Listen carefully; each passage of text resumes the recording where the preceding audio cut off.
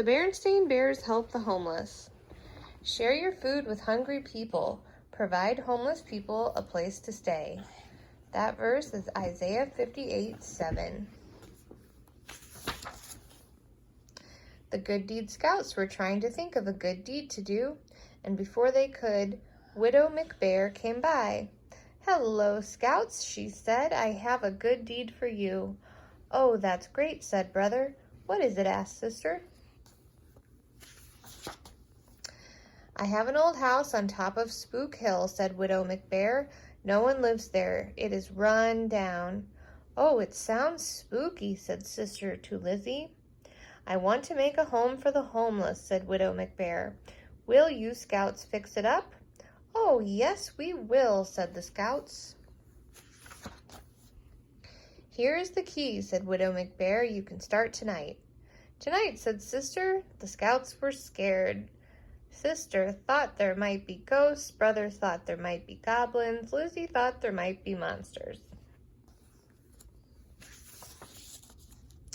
But Fred was not scared. It was just an old house, and it would make a good home for the homeless. As the Bible said, Fred points out, "Rescue the weak and the needy." "Good point, Fred," said Brother. And that night the Scouts stood at the bottom of Spook Hill. "Oh, I'm afraid there are ghosts," said Sister. "I'm afraid there are goblins," said Brother. "I'm afraid there are monsters," said Lizzie. "Oh, it is just an empty old house," said Fred. "Follow me." So up Spook Hill the Scouts went. He knows he doesn't need to be afraid because he has Jesus with him, doesn't he? Brother, Sister, and Lizzie were wrong. There were no ghosts or goblins or monsters in the house, but Fred was wrong too. And the house was not empty. Lots of eyes were looking out of the windows. Lots of little eyes and one pair of big eyes. Think they're cats? Maybe a dog? Or the little eyes belonged to the bats that lived in the house, and the big eyes belonged to old Tom. He was a homeless bear, and he stayed at the spooky old house. And as the Scouts came closer, old Tom and the bats grew afraid. The Scouts walked across the porch. Creak, creak went the floor. Fred turned the doorknob. Rattle, rattle went the knob. Fred pulled the door open. Squeak went the door. Bats came flying out the open door. Whoosh went the bats. The Scouts went inside and they saw two big eyes. "Ghosts," yelled Sister. "Goblins," yelled Brother. "Monsters," yelled Lizzie.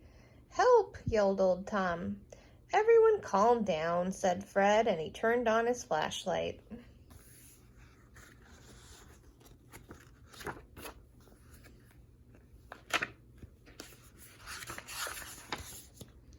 "Why, it's old Tom," said Brother. "We see him around town." "Hello, Tom," said Fred. "We are the Good Deed Scouts, and we are fixing up this house. Will you help?"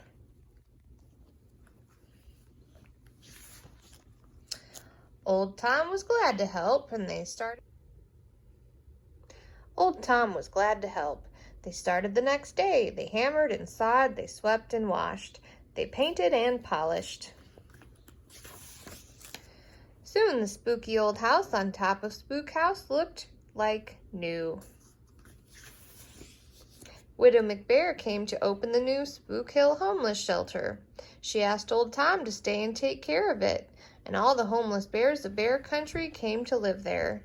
The bats stayed too, and they lived up in the attic. "Thank you for helping the homeless, Good Deed Scout," said Widow McBear. "Thank you for giving us a good deed to do," said Brother. "Well, as the Bible says," Fred pointed out, "learn to do right, seek justice, defend the oppressed." "Good point, Fred," they all said. The end.